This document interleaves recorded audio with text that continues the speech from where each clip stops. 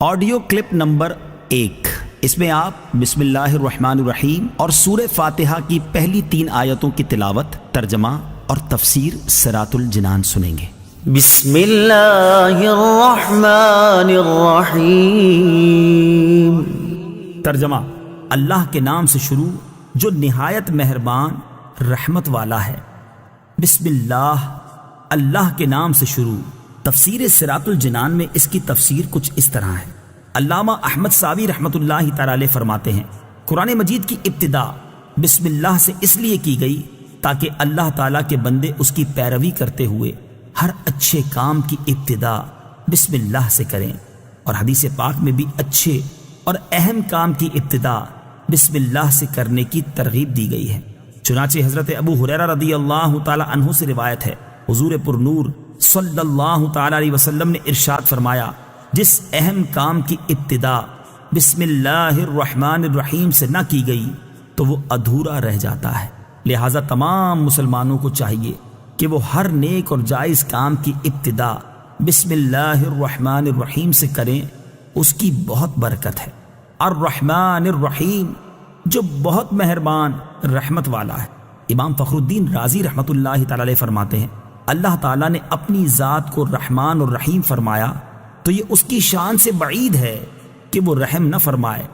مروی ہے کہ ایک سائل نے بلند دروازے کے پاس کھڑے ہو کر کچھ مانگا تو اسے تھوڑا سا دے دیا گیا۔ دوسرے دن وہ ایک کلاہڑا لے کر آیا اور دروازے کو توڑنا شروع کر دیا۔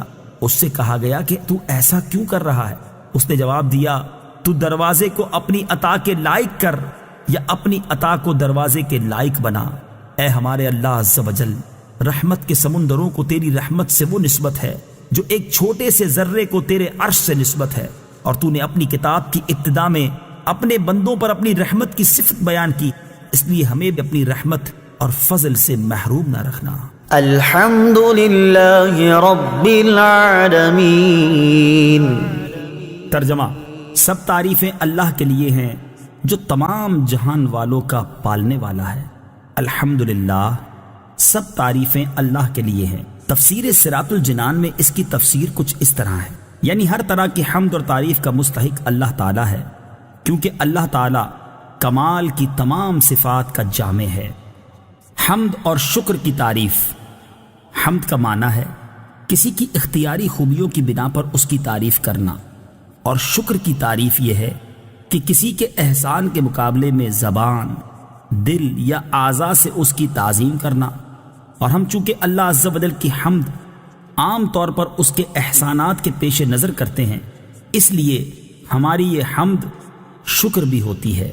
مسلم شریف کی حدیث ہے، حضرت انس بن مالک رضی اللہ تعالی عنہ سے روایت ہے، نبی اکرم صلی اللہ تعالی علیہ وسلم نے ارشاد فرمایا، اللہ تعالیٰ بندے کی اس بات سے خوش ہوتا ہے کہ وہ کچھ کھائے تو اللہ تعالیٰ کی حمد کرے، اور کچھ پیے تو اللہ تعالیٰ کی حمد کرے۔ الرحمن الرحیم۔ ترجمہ: بہت مہربان رحمت والا۔ الرحمن، بہت مہربان۔ تفسیر صراط الجنان میں اس کی تفسیر کچھ اس طرح ہے، رحمان اور رحیم اللہ تعالیٰ کے 2 صفاتی نام ہیں۔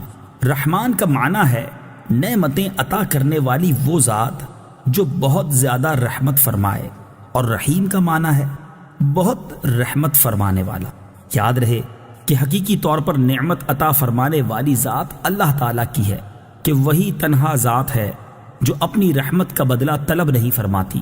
ہر چھوٹی بڑی، ظاہری، باطنی، جسمانی، روحانی، دنیاوی اور اخروی نعمت اللہ تعالیٰ ہی عطا فرماتا ہے، اور دنیا میں جس شخص تک جو نعمت پہنچتی ہے وہ اللہ تعالیٰ کی رحمت ہی سے ہے، کیونکہ کسی کے دل میں رحم کا جذبہ پیدا کرنا، رحم کرنے پر قدرت دینا، نعمت کو وجود میں لانا، دوسرے کا اس نعمت سے فائدہ اٹھانا اور فائدہ اٹھانے کے لیے اعضاء کی سلامتی عطا کرنا، یہ سب اللہ تعالیٰ کی طرف سے ہی ہے۔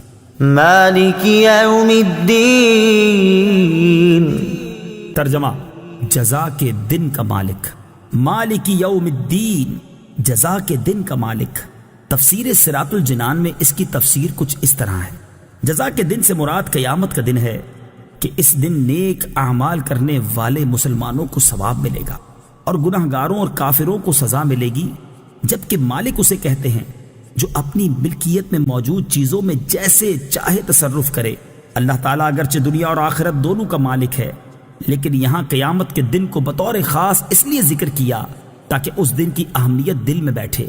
نیز دنیا کے مقابلے میں آخرت میں اللہ تعالیٰ کے مالک ہونے کا ظہور زیادہ ہوگا، کیونکہ اس دن کسی کے پاس ظاہری سلطنت بھی نہ ہوگی جو اللہ تعالیٰ نے دنیا میں لوگوں کو عطا فرمائی تھی۔